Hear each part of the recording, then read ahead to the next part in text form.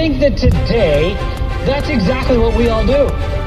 In our own journeys, in our own lives, we easily get into this kind of this cycle, this revolving door of righteousness in our own lives where we kind of lose sight of how awesome it is to just simply follow God. And so today, that's what I want to talk about. Now, in the book of Judges, we see the story, because again, remember, it covers about 350 years. And it also starts with the death of Joshua. So Joshua dies, and then it says in Joshua chapter 2, in verse 10, it says these words, that whole generation was also gathered to their ancestors. Now that's a very nice way, a very kind way, a very antiseptic way to say this. Everybody who had come in and captured the promised land, all of them were dead. Everybody had died.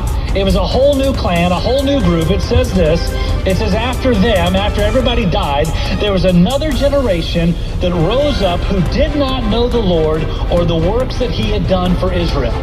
Remember back in the book of Deuteronomy, we talked about it a few weeks ago, how twice in the book of Deuteronomy, God said, write this on the doorposts of your house.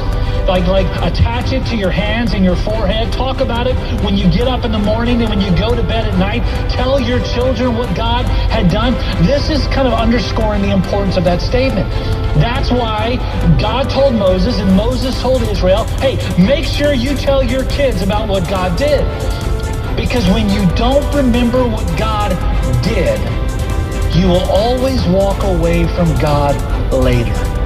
When you don't remember the goodness of God yesterday, you will always walk away from the goodness of God today.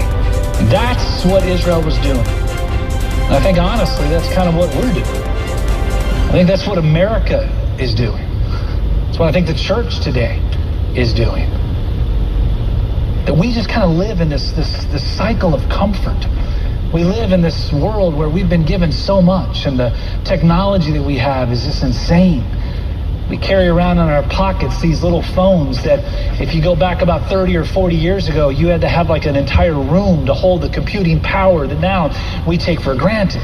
We've been, kind of in light speed. We've kind of gotten up to this place where we have so much at our fingertips, and we are so blessed, and we are so gifted, and we've been given so much that we've lost sight of what God has done.